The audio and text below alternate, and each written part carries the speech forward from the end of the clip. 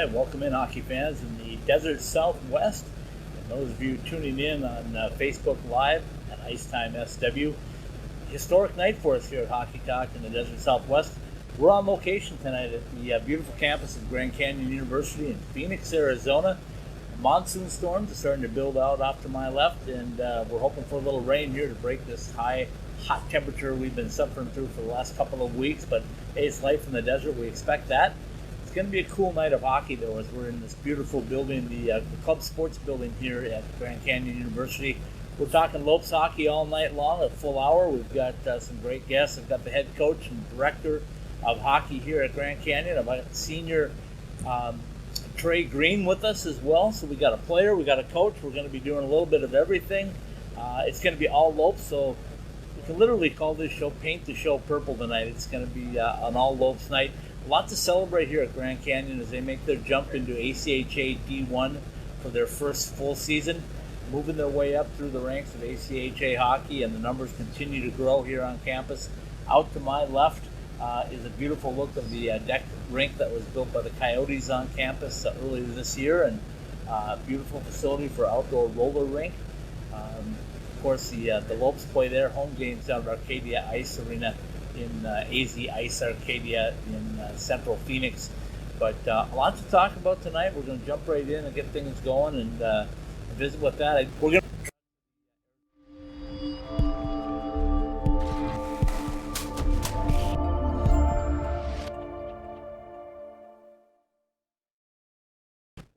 Ray is live and Danny Roy is live, so Let's go ahead and record everything, and we'll put it up as we always do a couple of days from now.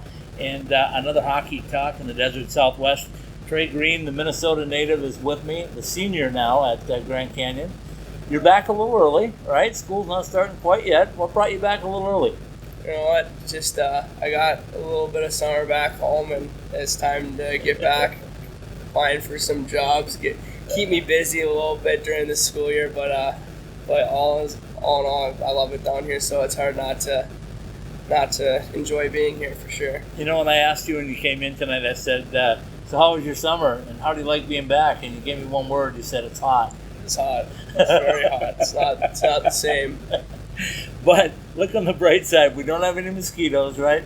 We don't have any real bugs to put up with. And thankfully, you're not in Vegas right now where you're putting up with grasshopper invasion all over the strip. I don't know if you've seen that yet. It's funny that you say that because I was in Vegas this weekend with one of my friends from back home. So I definitely noticed it. I just didn't realize it was such a big deal until I got back. And they're like, yeah, this is crazy. All right, let's start talking some hockey. I want to revisit year number one when you got here. First of all, tell everybody what made you become a student and a student athlete and a hockey player at Grand Canyon University.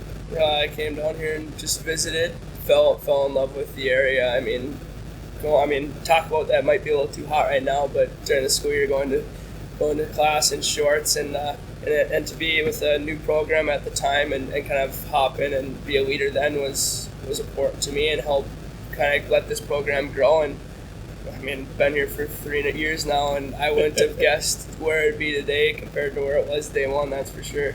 Okay, so we look at that roster that you had, and of course you always try to get better, right? Mm-hmm. But you had to put up with some growing pains, and coming from the state of hockey, as we like to say, up in Minnesota, and the talent level that you came out of at the high school level there, and then played junior hockey and things, how much has the level grown and gotten better down here over the last 3 years that you've seen?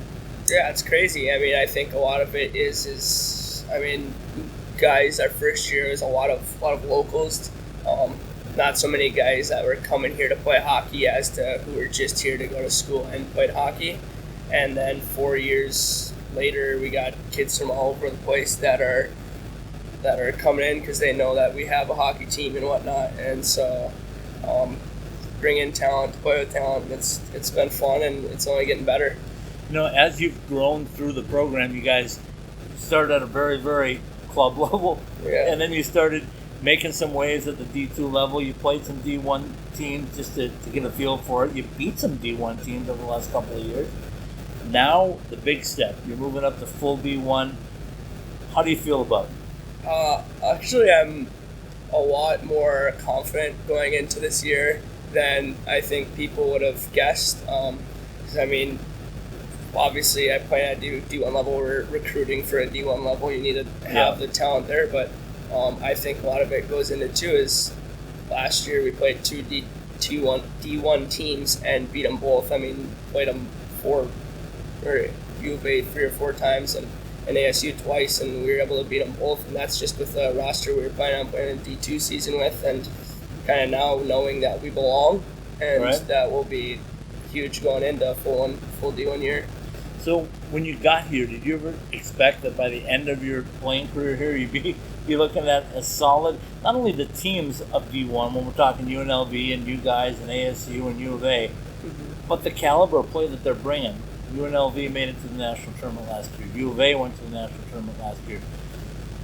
Is it realistic that GCU is going to get there, if not this year, next year, very soon? I wouldn't doubt it, not one bit. I mean, it's obviously a tough road to get there. You don't get your chance at a regional or whatnot with the D1. It's all automatic bids, so you have to prove yourself throughout the year. But I don't think it's a long shot at all. I mean, there's nothing I want to do this year, being my last year. But yeah, no doubt that they'll be there in not a long time at all. All right, so tell me a little bit about when you saw the schedule this year. You had to think, hey, we're going back to North Dakota. We're going to play Minot. We're going to play Jamestown. You got to be looking forward to that, to get back to some family and friends to be able to see you play in person. Yeah, absolutely. I mean, Jamestown's an hour from home, so I know I've had a lot of friends and family that have talked about going out there, so I'm excited. So, I mean, that's the dates that are scheduled circled on my schedule for sure. I couldn't be more excited to go back there. So, what's the feeling like when you get back to Moorhead for the summer, right? And you were telling me off camera you've had a chance to work at some camps and work at some professional athletes, now children, right? The guys that you knew, maybe idolized growing up, now their kids are out and you're teaching them. What's it been like this summer? It's been fun. I mean, yeah, I got there originally in June and helped coach a hockey camp with a lot of, I mean, there's tons of kids that go through that door every day, but you go at all the Moorhead hockey alums and you see some last names in your group that are really talented. You kind of feel like pressure, like you're coaching their kids. So I mean, so is that more pressure than going out on the ice and playing the game for you? I mean, I don't know. It's like sometimes they're there watching, so they don't want to be like, no, you're doing this, you're teaching my kid wrong. So right. So, growing up around that, I mean, you saw guys, and we both know Matt Cullen, and he just retired this year after a long, stellar career in the NHL. You grew up around him and around his dad and played for that program. What's it like now? Is he still Matt, or is he Matt the father, or is he Matt the retired NHLer? What's it like? I think, honestly, that nothing has changed. It's just that we don't get to watch him this year because for anyone who's known him, he's just the guy around the rink. He won't come in back doors to try and hide from people. Like, he'll talk to people. He knows people. They know him, obviously. So I think he's just the same guy, that's for sure. Okay, so let's talk about this roster that's coming in. What do you know so far of the guys that are going to be your teammates this season playing ACHA D1 hockey for Grand Canyon University? Yeah, I know for sure that we've got some players coming from great organizations and leagues throughout North America, and that obviously with that, if they can handle their own in some of those good leagues, they should do the same here, if not excel. So with some of the guys coming in, I know we have some pretty stellar forwards that'll come in and hop in right away and hopefully just run with us. You know, when you build a hockey team, you ask any coach out there, and they'll always say they want to build from the goal out, right? Mm-hmm. They want to have stellar goaltending, solid defense, and then they want guys that can put the puck in the net, kind of in that order. So talk a little bit about your goaltender. You've got a pretty solid goaltender coming back again for you. Yeah, Bash is ridiculous. He's a guy that he'll come to work and you don't really question him on what he's doing because there's nothing to question, because when the puck comes at him, he's stopping it, and he definitely does a lot more than we should ask him to do. But yeah, he keeps us in there. So where's the strength going to be right now when we're talking here the end of July? Just looking at it on paper, where do you think the strength of this team is going to lie? I kind of think up front. Most recruits we brought in are forwards, so you kind of have to assume that it's going to be a very competitive group. And that being said, we're going to all push each other, and if we're pushing each other, it means we're also trying our hardest for the team itself. So scoring a lot of goals, hopefully, and keeping the puck out of our net, obviously. But kind of more of looking at scoring for sure. And I think up front could be really lethal. But yeah, you also can't doubt Bash back there. So most people that I talk to, and after watching myself 5 years of ACHA hockey down here, it's a little bit different than D2. Not only is the quality of play better, but it becomes a little more physical. Is that a fair assessment? I think that's for sure a fair assessment with some of the teams. I think obviously our most physical games throughout the last couple of years have been with the U of A. We had a pretty physical weekend with UNLV, and then also, the only other times we have real physical games are with teams that are in the national tournament at Division II as well. So like they're top end talent, and a lot of it size and physicality it brings. So just revisiting your trip to Minnesota/North Dakota, you got the national champions up there in Minot. You guys going to be ready for them when you get up there? I think so. I think a lot of people kind of forget that Minot won it this year, and it's obvious. Oh, they won't up there, I'll guarantee you. Yeah. They'll have their banner hanging or something, but yeah, that's for sure going to be a test, and I think if you can't get up for a game like that, that's going to be on us. So, I don't know, really excited, and they're going to be a talented team. Okay, so for those that don't know, last year was a little abbreviated for you with the health things that you went through last summer. How are you feeling? How are things going? Are you ready to get back on the ice full time? Yeah, I was actually just talking about that with Coach before we got on camera. I think it's the first year obviously last year I literally couldn't do anything, and I had to slowly bring myself back into the game. So like this summer I've been skated 3-4 days a week back home and working out for half hour a day, and it's like I feel good. I think this is the most excited I've been to come into a season knowing how prepared I feel. Are you confident now? I mean, for those that don't know, you had a skull, or basically not really an injury, but an abnormality that they had to replace part of it and put a titanium plate, if I'm getting this all right. Yeah. So when you think about that, do you think about that on the ice right now, or are you block that out and you're able to just go right past it? I think a little bit when I first got on the ice, just kind of unsure and like kind of unfamiliar territory. But now I don't think about it at all. And yeah, when it comes to confidence, it's like if I'm not thinking about it, it means I'm thinking about the game. So that's definitely helping me. I remember watching your first couple of years here, and you're incredible in face-offs, off the draws. Your offensive skill, you were able to find open ice when you needed to. What's changed? Anything? I like to focus on my offense as much as I can, but I think one of the things I'm going to try and bring into the most this year is my defensive side, because if there's one spot where I struggle, it's in the defensive zone. So I think there's a lot of concentration and watching and reading I need to do to protect that zone, maybe, so I can lay off Bash again. But yeah, it's the one thing I really look forward to this year, especially with a lot more talented guys you're playing against. Their offensive zones are going to be wheeling around, so you just got to make sure you can't lose yourself in the D zone, and that's what I need to really work on. When I talk to people, and we'll kind of wrap things up on this note, but when we talk about ACHA hockey, right? A lot of people say, "Oh, it's club hockey, whatever." It's really grown past that point, hasn't it? I mean, it's like a full-time job for you guys. With school, the travel schedule, the amount of practice time you put in, the competition. Tell people what it's like to play ACHA hockey and how important, or how big of what's the word I'm looking for? How kind of a level is this compared to other levels? I mean, we know the NCAA is where it's at, but how good is this level of hockey? Yeah, so that's kind of brings me back to my first year. I didn't really know what to expect. I would have thought a lot more of a club than it really is, and yeah, as you grow on, it's like it's literally the same hockey I've been playing my whole life. It's a lot more competitive than I would have ever guessed, and for that, like, the guys who come in are talented, so you gotta assume that you're gonna play at a high level every night. And so you described it as it's almost a job. Yeah, it can be during the school year, but you gotta enjoy yourself doing it so it doesn't feel so much like a job. And yeah, I mean, any league I've ever played in, like, this is definitely not the softest league I've played in, that's for sure. Okay, so this is your chance to talk to GCU faithful and everybody that wants to support your program. Why should they come out and support Lopes hockey this year? Yeah, it's going to be a fun team to watch, that's for sure. You're in the middle of the desert and it's hot out, like I've been saying, and cool off in the rink a little bit, but as far as hockey goes, yeah, it's going to be a competitive team with a competitive schedule. Every night's going to be it's gonna be fun in that arena, and it's gonna be loud, and I'm really excited for it. Okay. Last thing for you, we talked about your trip. I don't know that's circled going back to North Dakota and playing those games, but other than that, tell me about the rivalry that you're starting to see between UNLV, ASU, U of A. Is it developing?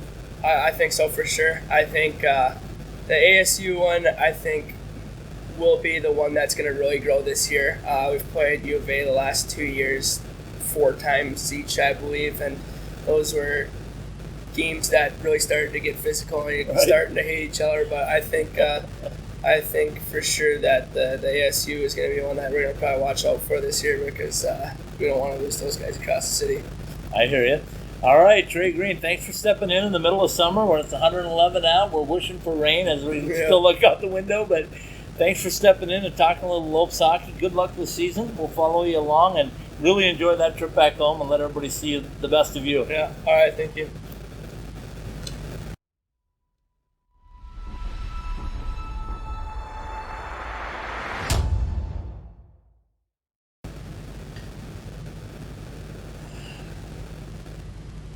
All right, welcome back in, hockey fans in the desert Southwest.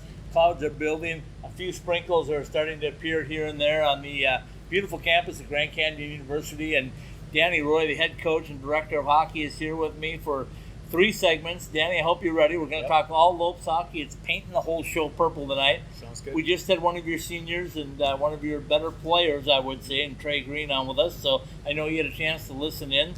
So before we jump into anything else, give us your comments about the guys that are returning for you this year. I know last year, at the end of the year, you said there's going to be a lot of competition for this ACHA D1 season. But tell me a little bit about guys like Trey and the mainstays in your program. Yeah, like you just said, you talked with Trey. Trey's returning for his senior year here.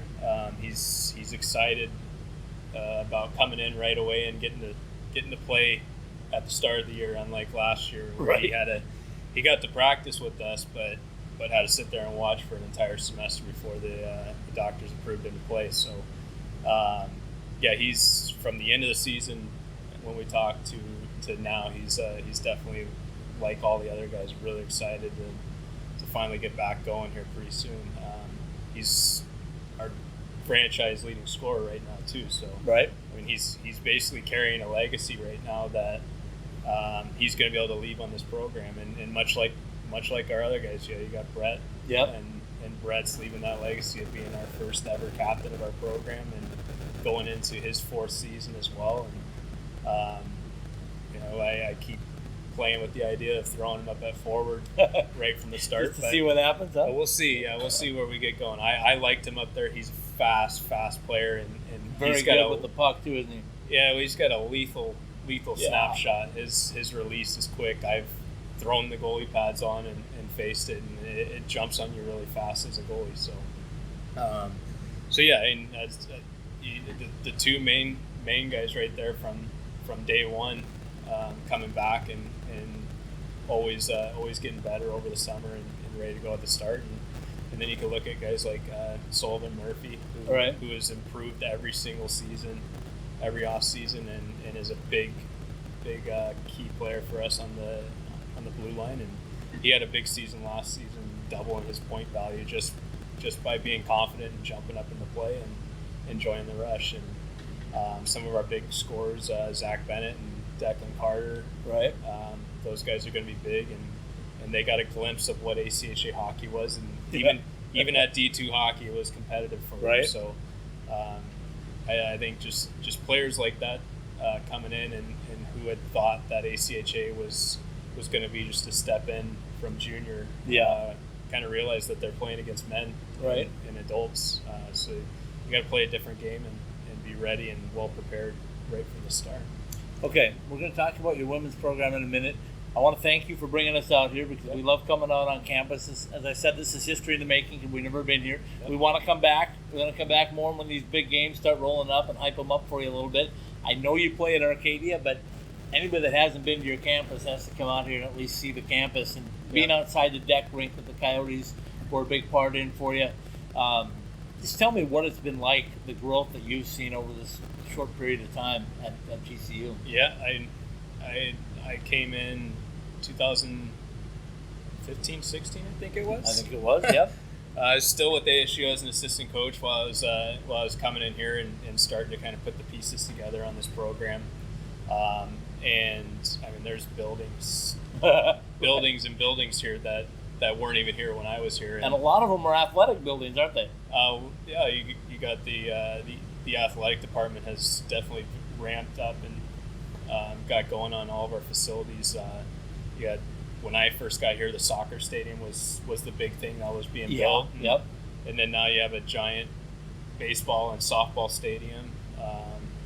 I mean, it's growing and growing. I mean, you always think of what's Right. the next thing that's going to get built, and they as soon as something's done, they already got a tractor going and they're shoveling into the ground and putting the next building up. So it's fun to see it grow into the vision that President Mueller has had for this university. And I mean, it similar to our program, we kind of like to do the same. You never know where our program is going to be next year. Yeah, absolutely. Well, you know what? Little things that I notice when I come on the campus is how branded you are. Mm-hmm. And I think GCU is the most branded university I've ever been to. I just went in your men's room, and I see the soap dispensers, the hand towels, everything is branded. I mean, people know where you are on this campus, right? You're at GCU. Yeah, this building that we're in, the Canyon Activity Complex, just this week, the last couple of days, they've been throwing up signs, and it's obvious we're getting ready for moving, and the students are going to be here in a couple of weeks. But I mean, you walk right out here to the left and walk down the sidewalk, and you've got banners on the light post, and the first one you see is Noah Cassio from our D2 team. I see that these last 2 years. So he's up there, and Soli's up on the far end, and then you got all the other sports here. So it's something obvious that GCU does, where they market what we have on campus, and it's really big. It's not just your NCAA sports. Our club sports are up there with banners all over campus as well. So it's really cool to be a part of. You know, and that's one thing that you and I talked about a long time ago, was how important club sports are here. It's like they treat you like NCAA athletes. You were showing me the facility, the weight training facility here. You were showing me the training room area where you guys get first-class treatment, which is important at all levels, but really has to help for recruiting, right? Yeah, it shows the professionalism of the program. Players, not everybody's going to play at an NCAA level. Not everybody's going to be at that varsity pro level, but everybody wants to get that sense of that they're at least getting as close to that as possible, and that's our goal here. Is I understand that we're funded differently, we run differently, but we're still going to try and portray the notion that we're a pro program, and we're going to do our best to give our athletes that experience with what we have available. And the university does a great job of providing us with facilities and resources to at least help with that. All right, I said we were going to rumble into the program, and we already started off and rolled right over my first segment, but let's take a quick break. Let's come back and let's talk specifically about the hat you wear, directing and growing the women's side of things, and then we'll talk D2 after that, and then we'll finally get into the nuts and bolts of the new D1 season. We'll be right back with head coach Danny Roy and director of hockey Danny Roy.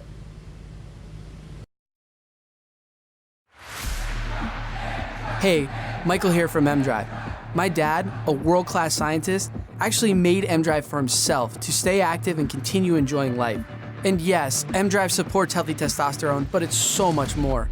M-Drive is the everyday supplement to fuel your drive with more energy and more strength. Listen, we'd love for you to try M-Drive too. Visit mdriveformen.com and we'll give you 20% off your first purchase. Just type in the code DRIVE at checkout. Refine your prime with M-Drive.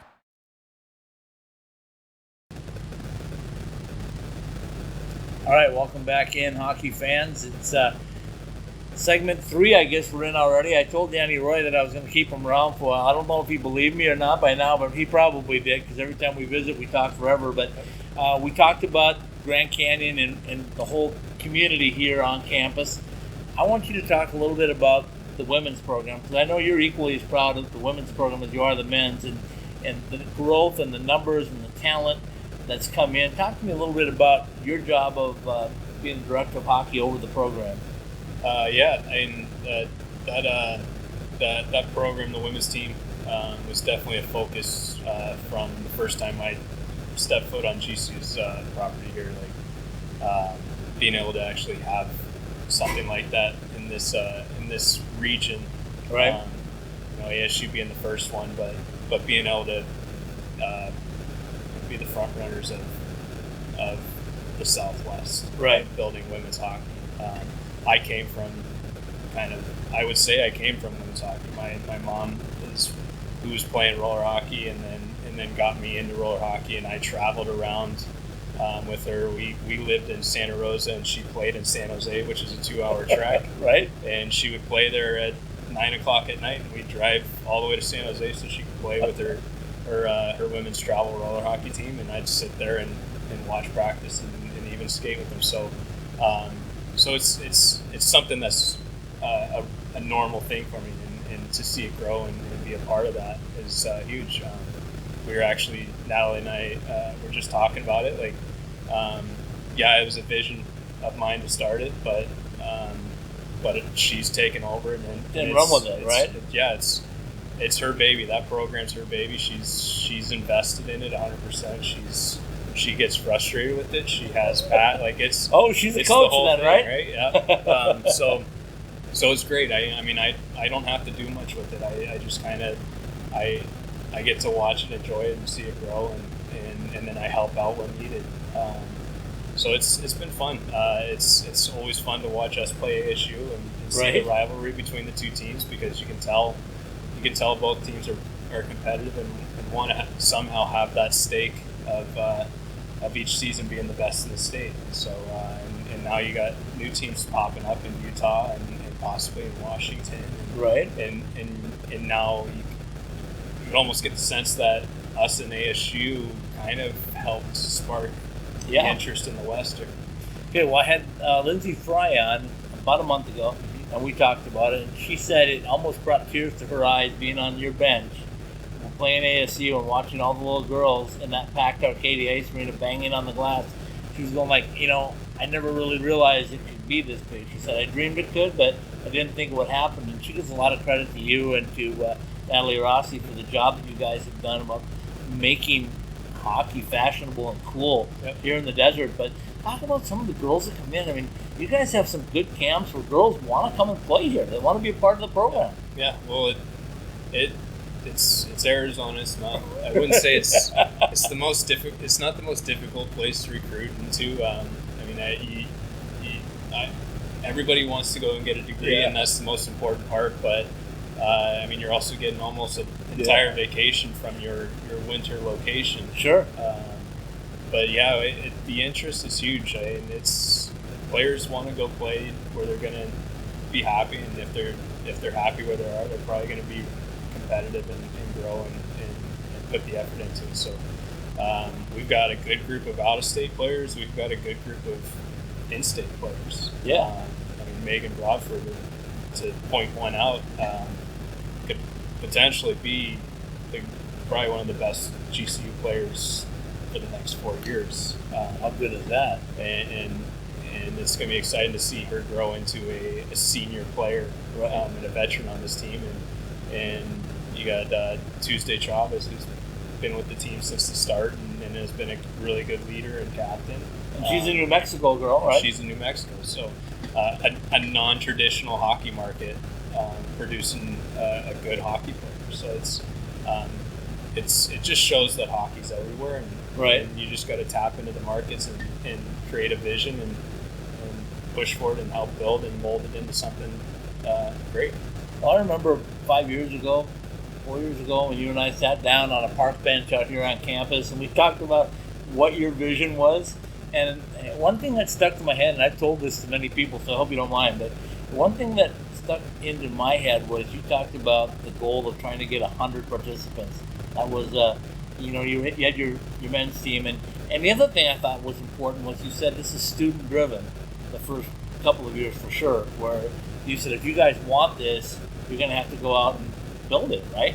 And you had some students that took the ball with it and ran, but how has that vision gone now over the last 4 years? I can tell you, but tell everybody out there how big this program has gotten. How many kids do you have right now? I mean, we got 3 teams, so about 90 players. Yeah. Right around 90 players. You know, the goal is to continue to grow and if you get competitive and you have a program that's where everybody wants to come and play for, it will just naturally start to grow and continue. So, I mean, we have room for growth, and we would like to. I'm not looking forward to growing too soon right now. I'd love to enjoy this next season and make sure all 3 of our teams are running and going. But I could definitely see another men's team in the next year or 2, and you never know, maybe another women's team. Or we have the roller hockey team coming in, so it's not ice hockey, but that's another thing hockey on campus. Right. Yeah. But yeah, it is technically student run, where the students are the product on the ice. Our program's only going to grow and continue to grow and go uphill based on what we do with the product that we put forth, and getting our players to envision that and buy into that it's growing and growing every season that we add new players in, and you can see our players are helping recruit. They're bringing their friends in and showing them that Arizona is a fun and enjoyable place to go to school. You got a great education here on campus and a great student experience. So yeah, and you can see that with all 3 programs, but the women's program is one that's I can see growing really fast here. All right, let's take another quick break. Let's come back and talk about the D2 program, where everything started, right? And then we'll come back and we'll wrap things up with we'll talk about the newest thing in the Desert Southwest, which is the ACHA D1 program, and we'll touch a lot more into that because that's where your main focus is when you're on the ice. So let's come right back with Danny Roy, and we'll talk a little bit about ACHA D2 hockey here at Grand Canyon University.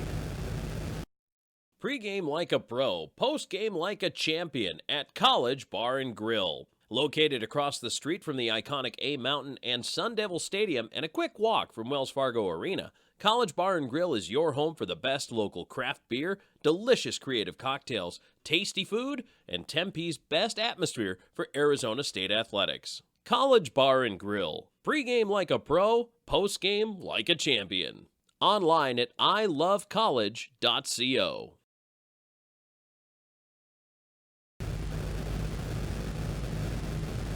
All right, welcome back in, hockey fans in the Desert Southwest. As you can see, we're still at Grand Canyon University. It's all paint the show purple night, but we're talking Grand Canyon University for good reason. I mean, this is one of the fastest growing programs, not only growing, but talent-wise, you're starting to perform as well as the growth. So we talked about your women's program, Danny Roy. Let's talk a little bit more about where it all started, ACHA D2. And I know there was a season where you actually played in a men's league just to get things rolling, but I can see the little smirk on your face because it was a challenge. But D2 is where you really grew the base of this program. So talk about this year's D2 team and how much they mean to push your D1 players. Yeah, well, like you said, it's where we started. You get the sense that we have a D1 team and a D2 team. Sometimes people get focused on the top team in the program. Right. But I mean, we built our reputation at D2 here. If we haven't done what we've done at that level of growing and competing against some good quality teams and even playing against D1 teams at that level, I don't think we have the same respect as we do now. It's built good relationships within the league. We have good relationships with the ACHA themselves and even the teams that we're playing. So scheduling isn't very difficult for us because teams Everybody like to play us. They want to play us. They know we've been a ranked program. We've climbed in rankings every year. Each right? year, Yep. Each year we don't drop. We've actually climbed every year. We make the tournament in the regional, and we compete to make nationals. So yeah, it's important, right? We want to focus on that program, and I think they're going to be a strong team. I think we've set up the schedule to where it's going to be a good ranking, competitive schedule to be able to just take care of business and win the games that we need to win and aim for that tournament again. So we have some good returners returning to that too. Guys who have played on last year's D2 team, guys who have played on the D2 team in the past but played with D3 last season. So they'll have some veteran guys and then even some of the new players coming in, either hoping to make D1 and instead making D2. It's going to push that program. And even adding, we have Scott Bagland, who's going to coach that team. And he came in as an assistant with D3 last season. Okay. And just organizational, meeting kind of the philosophy that we want to push through this program and culture. He's going to honestly have the guys right on track with that and be able to have a program that's just bought into to play strong and be competitive. So you started at D2, but last year you played a D2 and a D3 team, and you and I have talked about the importance of playing a D1 and D2 just for travel and costs and that part of thing. It makes it much more cost effective. That's a good term for it, for D1 and D2 as opposed to D2, D3. Yeah, D3 it's shrunk in the West. Unfortunately, I think a lot of California should still be D3. Yeah. It kind of when the ACHA made that move, I think it hurt a little bit, and now it's starting to go back towards like Nebraska. Okay. And it's just that's the West. Yeah. D3. So for our guys to play a full schedule and competitive schedule, it was going to be pricey without going to NAU and New Mexico. Right. Outside of that, you're traveling up to Colorado and then past that. Yeah, absolutely. And if you want to make the regional, you're traveling all the way up to Nebraska, which is a flight. So going up to D2 is important. We'll make the trip out to California, a nice and easy trip, but with competitive teams out there. And then you got all the states around us, Utah and Colorado and NAU. So the schedule doesn't change much there. And then with D1, it's close as well. Yeah. So we'll get into that in just a minute. But so yeah. So you talked about not the new coach, but the new head coach, I guess we call him, at the D2 level. So talk about some of the players that are coming. You've seen some of them in groups, I'm guessing. You kind of know some of the guys that are going to be there. But where's the strength going to be in the D2 program for you, the way you see it right now? As far as strength goes, I think just guys who have been there, guys who have played. Experience for sure, both at offense and defense. So just being able to know what's coming and know how to prepare for stuff and go about your day-to-day business to be ready for the game or for practice in general. So Scott will have some good veteran guys to be able to at least lean on, and then like I said, there's some players coming in that I'm looking at going like, this kid could walk on the D1, right? But would be an amazing D2 player to build at least 1 year in them, and then from there see if they're ready to climb. So the focus is also a development. Can we recruit from within moving forward from here? Yeah, that was going to be my next question. Continue to build that way as well. So what's it like are there any restrictions, I should say, in ACHA hockey where you can put a player on a D2? Can you bring them up to D1? If you can you do them is there a cutoff date, or how does that work as far as intermixing players that may develop, or maybe you need a body because of an injury or a number of injuries? Yeah, I mean they put some restrictions on it to make sure it's not bouncing back and forth. Yeah. You usually have till the 31st of October to have a solid roster and locked in with the grade checks and everything like that. Prior to that point, every player has a certain amount of games that they can play before they are locked in to the roster that they finished that last game playing on. And then once the semester break hits, you're able to make a little bit of movement. So second semester, if we have a few injuries and it's worth pulling somebody up, we always have looked at that. We did it last season with a couple D3 players. But even the same, if D2 looks like they might need a body or something and somebody's not getting a lot of ice time and they're willing to make that drop down to help that team out. We'll try and go both ways to see if we can get either team into the tournament. Okay, let's wrap up this segment by just talking a little bit about the D2 players and the respect they're getting on campus. I mean, now you get D1. Has anything changed, or are they all still hockey players at Grand Canyon? I mean, I would want them to push as everybody's a hockey player. Right. Our program only grows if our support for our players as a fan standpoint and everything like that is just it's hockey. Come out and watch GCU hockey. Right. It doesn't matter if it's D1 or D2 or women's. I think the games are all entertaining, and our players are going to have friends that are going to want to come. They're going to have family and parents. There's staff that just enjoy coming and watching the games. So it's when we have a game at home, it's GCU's playing against another school, pretty much. And we saw that last season. Our D3 attendance was sometimes greater than our D2 attendance, and then the other way around. Sometimes our women's attendance was greater than our men's attendance. So I think being in Arcadia, centrally located, helps with that. Yeah, right.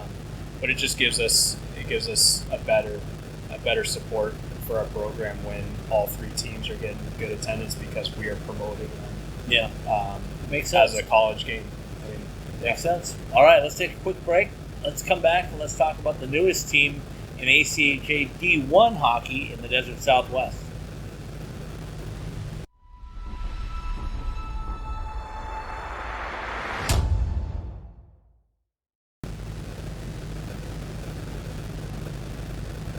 All right, welcome back in, hockey fans. Welcome back in, Lopes fans, when you're watching this in a couple of days on IcetimeHockeySW.com or on our YouTube channel at IcetimeSW. Be thinking purple, right? I mean, this is all about purple, black, and white here at Grand Canyon University. This hour has totally flown by. We haven't even got to your D1 team yet. We're going to get to that now. As I mentioned going into the break, this is the newest ACHA D1 team. Really fun for me because when I started IcetimeHockeySW.com, I said, I can't wait to see the growth of this, right? I knew there was going to be an NCAA team at ASU. I knew the Vegas Golden Knights were coming on board.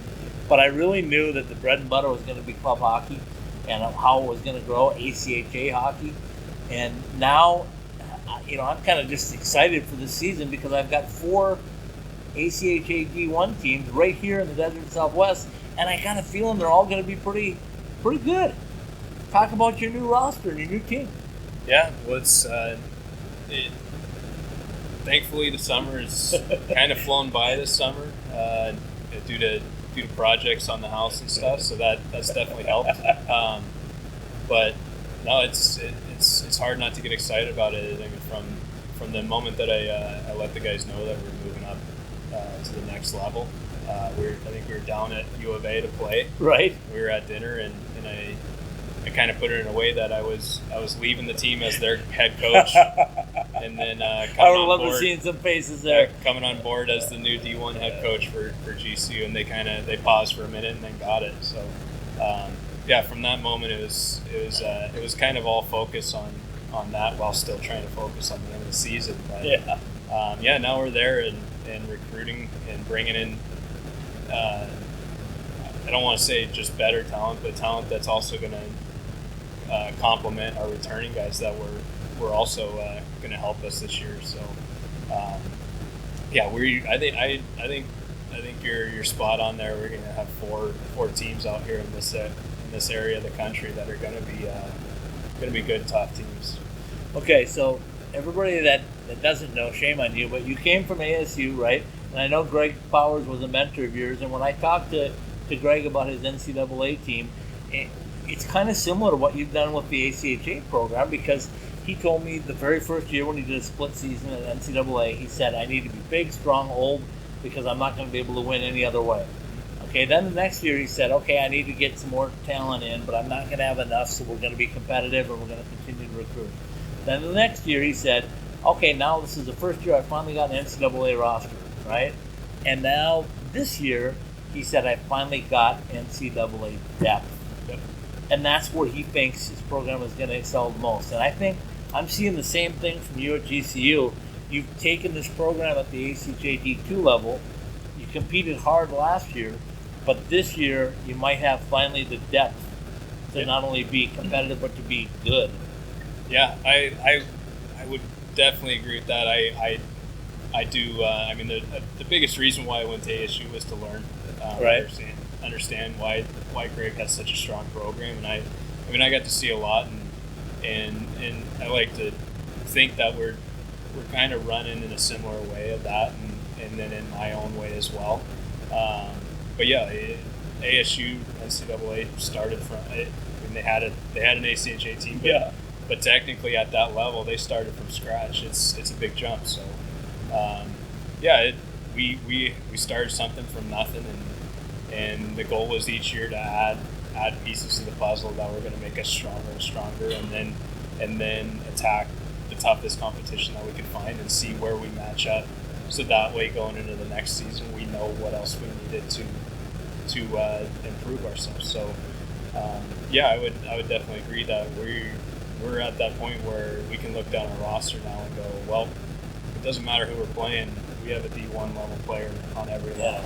Yeah. And that makes a huge difference as a coach, doesn't it? Yeah, it definitely. I mean, it gives us options. It allows us to put a competitive roster out, even if there's injuries or illness going on. You never know what's going to happen throughout the season. I mean, I know we're going to have solid goaltending with Bash, but I know we have a very good goaltender that we just brought in with Chad. So, I mean, having the depth there to be able to back up and even help push forward is huge. And it's not a race; it's just a pecking type thing. You pack away and you chip, and you try to be better every season and every week and every game, and that's what we're doing. The goal always is to win. The second goal probably always is to win a championship. And with ACHA D1 hockey, it's completely different than ACHA D2 hockey, right? They're both ACHA, but the way to get to a national championship is completely different. I talked to several coaches, including Coach Powers, who's told me he thinks the hardest tournament to win is the ACHA D1 national tournament. Tell us why that's so difficult in your mind. I mean, he would know better. He's won one, right? He's been there. He's been to the tournament quite a bit as a coach there, and I mean, you could look at it a couple different ways. I've been to the ACHA D2 tournament, both as a player and as a coach, and I think that tournament's extremely difficult to win because you got to win 3 games in a row essentially to make it out of your pool, and then you got to win the next game in the semifinal just to get to the championship. So you got to win 5 games in a row, and I don't want to say D1's easier. It's tougher competition. It's bigger bodies. It's very difficult in that way. It's a one and done, and similar to D2 regionals, anything could happen in a one and done situation. It's the worst feeling to be in, but you got to be prepared, and you just can't think of. There's no tomorrow in that situation. You put everything on the table in the one game, and then you somehow dig back the next day with finding more to go and lay everything on the table the next game. So I just winning a national championship in general is difficult, and that's our ultimate goal. Every team's ultimate goal is to get there, and it's just a matter of being prepared at the right time and having the momentum going into it. So I would love to make the tournament this year. Our goal is to rank in the top 20 and push for that. That's how you do it, right? I mean, and that's kind of a different scenario because in D2 you got to play well so you get a seed and get into the regional. But here it's like you got to be good start to finish. It's almost like you're counting down from day one, right? How many wins can I get against quality opponents, and where do I rank along the way? And you're probably looking at the polls a little closer in D1 than D2. Is that a fair assessment? Yeah, I mean it's at the end of the day, it's manage your schedule and win. Yeah, I mean nobody wants to go into a game and think about, well, if we lose by this much or if we play this tight against this opponent, we're going to get points and rank well. I mean, you play against tough competition, and you try to manage your schedule and take care of it, and go out and get some big wins and play tough and competitive. And I think we can get there. I think we can get there in 1 year. It's it's a goal for us, and that's what we're going to strive for. But our vision this year and focus is it's our first year here, and we're going to prove why we belong here, and go into every game with that focus of we can take everything away from every other team we're playing, and gain everything from it. Well, I can tell you, I have a little secret out of the bag here. But last year, at the end of the year, you were a little frustrated with the way your team was performing, and what you had higher expectations. And you told me one quote that stuck with me all summer long, and that quote was, "Everybody's position is up for grabs." And I saw that, and I'm going like, "Uh-oh, this team is going to be competitive." Have you softened your blow on that a little bit yet, or is it still like everybody's competing for their spot on this roster? I mean, my expectations grow as the program grows. I'm very realistic about them. Yeah, I've been around the league for a very long time as a player, and then I've been coaching it now for a little while. And I'm always going to look at the schedule that we put together. I'm going to look at the players that we bring in, and then based on our past experience and how we played and stuff, that's where we put together, okay, this is a realistic goal for us. Mm-hmm. This is the ultimate goal for us. We should be hitting our realistic goal.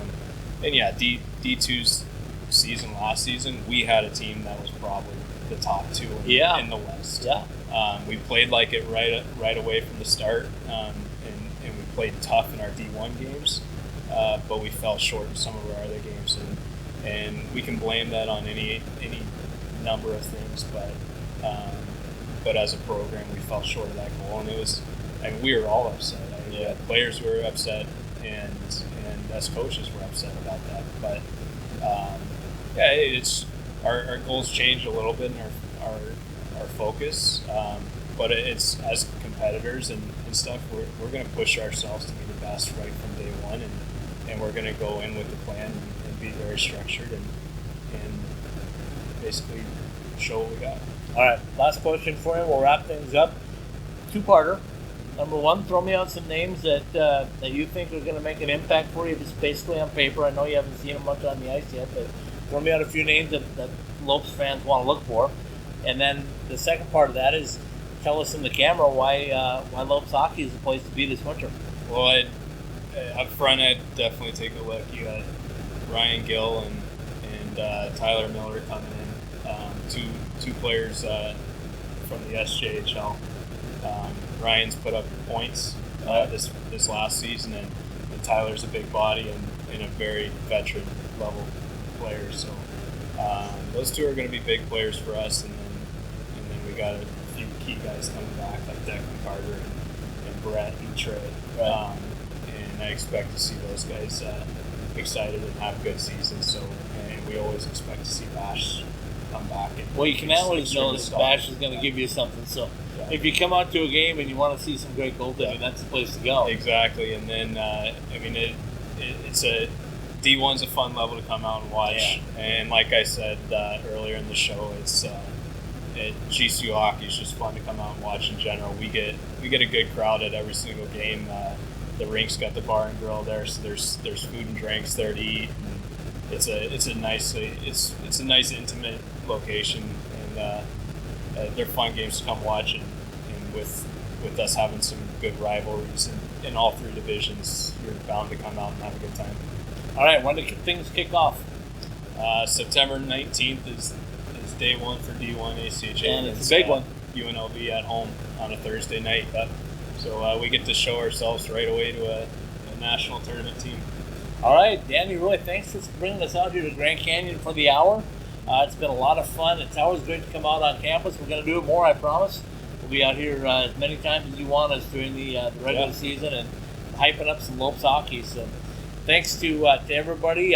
Thanks to TREY GREENE, your kid that's here early. Not even school on yet. He's here hanging around, so that tells you the excitement going on at Grand Canyon. Thanks to our sponsors. OxyPow is always here for us, getting the stink out of everything.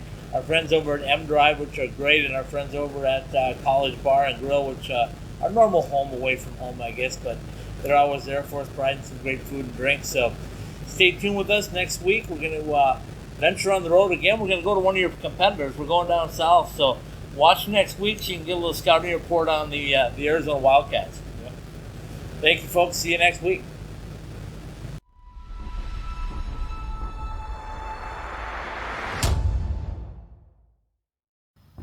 All right, welcome in, fans. It wouldn't be a trip to Grand Canyon without seeing what's new, and I have to come here almost every week, I think, to see what's new because there's always something new. But I was out here, April when you guys cut the ribbon or something like that? Late February. Oh, late February, like okay. February, March. Time flies, folks, but this is not an ice sheet you see here.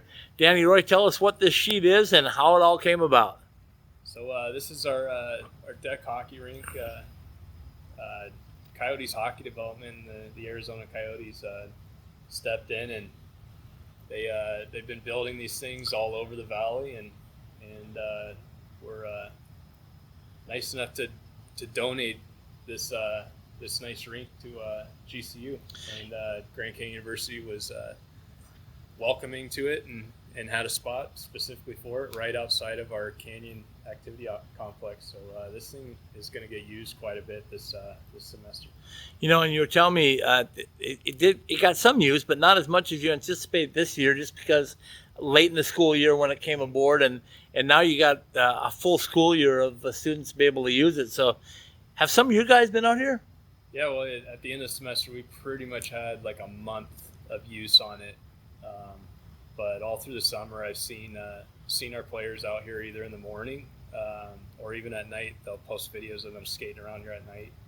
Obviously, during the summer, it's a little difficult during the day when it gets hot. But once the temperatures come down, you'll definitely be able to see our players out here just shooting pucks around and going out there stick handling and then even going to the gym after and getting kind of a double workout away from the rink. Okay, you told me your background growing up was roller hockey, right, with your mom. How much does roller hockey help ice hockey? It's the correlation between the two? I mean, here and there.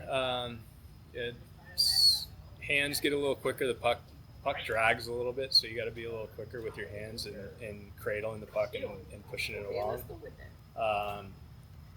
It's a different game. It's not as competitive. It's more skilled. Yep. No, there's no contact or anything like that. But for us hockey players that grow up in areas that you can't skate on a pond, it's how we play when we're not on the ice, either playing in the street or on something like this that has sport court and then in it outdoor or an indoor. So being in Arizona where you get weather where it's not raining all the time, this is something amazing just to come out and have full boards and we'll try and do intramural roller hockey and intramural floorball and get the student population into hockey at GCU. That doesn't hurt. All right, I'm gonna let you take us on a little quick tour of the Canyon Activity Center. Is that the correct name? So we're getting rained on now.'re gonna start letting you take us through. But one thing I'm gonna focus on is that sign you were telling us about a GCU player right on the banner out here. It's not a little dark, but we got a shot of it. All right, take us through the Canyon Center. Tell us what we're seeing as we go through. Yeah, so right here behind me is our Canyon Activity Center. This building was built specifically for our club sports and our intramural sports here at GCU. We are one of the largest. I want to say we're actually the largest club sports and intramural sports, at least private Christian university in the country. Don't quote me on all the stats, but our programs are growing so big here that we run out of facility each year. So the vision that President Mueller had on campus was to have a basketball facility. We are primarily a basketball school. We have intramural basketball, club basketball, and NCAA, and we host a lot of camps and tournaments and even our volleyball and stuff like that. So well, the baseball program's not too bad either. Neither is NCAA soccer here. Right behind the hockey rink is a full set of our full field of turf where we have baseball fields. We do intramural softball, kickball, ultimate frisbee, flag football. Our guys play in intramural soccer. They have a team. They've actually won the championship in intramurals a couple times. But inside the building, we have a brand new weight training facility. We have our Well, let's athletic do it. trainers. If it's not off limits, let's go on in and see what it's like. This has got to be a great recruiting tool for any sport, but it doesn't hurt for hockey either, does it? No, students who grow up playing sports are used to playing any sport. Yeah. If it's hockey, if they're hockey players, they probably play some basketball. They probably play some soccer. Just growing up, they've been athletes. So. You know, when we walked by here, we joked about the cage lockers here, but tell everybody what these cage lockers are actually for. Yeah, well, this building was also built to house our pep band here at GCU. They have their own room.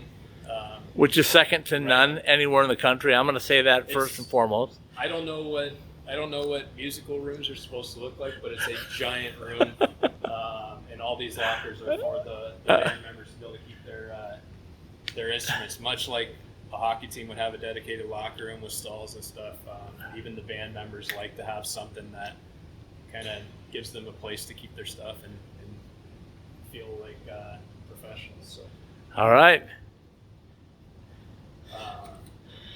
Yeah, as we continue to walk, we'll walk right by the gym here.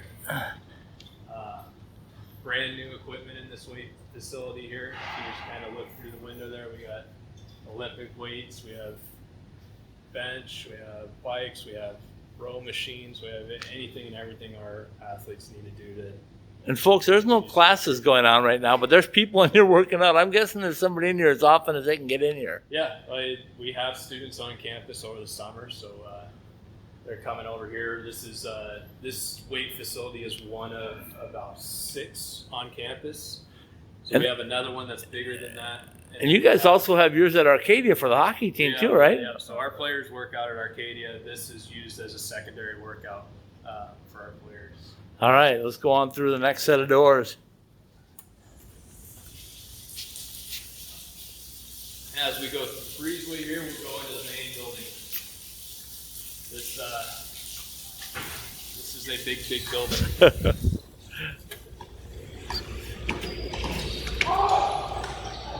Yeah, so as you can see, we got basketball going on right now. We got ping pong in here. We got some video games. Nice little lounge section. So, are there hours to this, or is it 24 hours? It's so during the summer, I think they go till 8 p.m. Right. 8 a.m. to 8 p.m. On the weekend, it's like 12 days or something. But once school's in session, they go to about 11 p.m. Very good. They have a market here. 10 basketball courts. Every basketball court can move into a volleyball court. They can do pickleball on it. Totally multi-purpose, huh? Yeah, we have wrestling mats. We actually have an MMA club. One of the things that you told me about Grand Canyon, and I know too, being an alumni myself, but when there's a drive for something, President Mueller steps up and usually gets it done. Yeah, it's usually what the students want kind of thing. You know, it's the students love basketball, love sports here, love our intramurals and all that stuff, and saw that there was like a need for a facility that was going to just be something that nobody else has. What you see here, and then we got the big rock wall on the other side. Yeah, let's go see the. Yeah,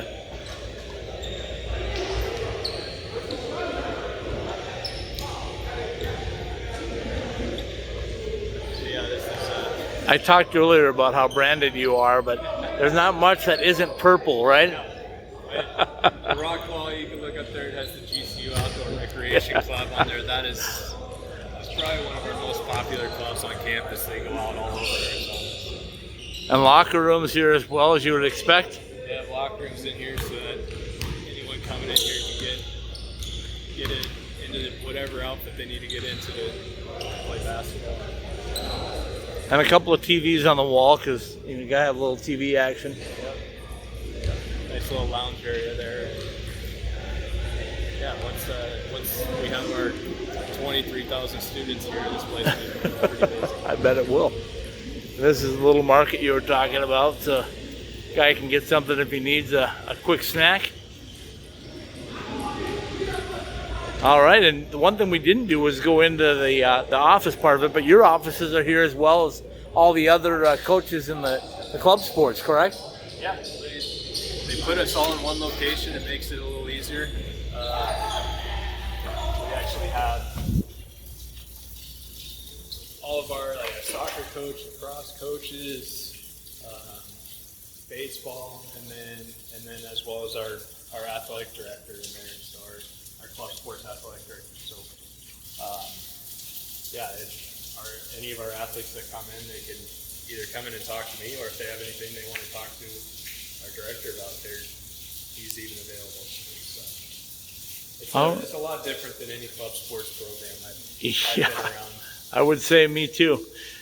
All right, Coach, I appreciate you taking the time tonight, inviting us out, and looking at this beautiful facility as Grand Canyon never disappoints.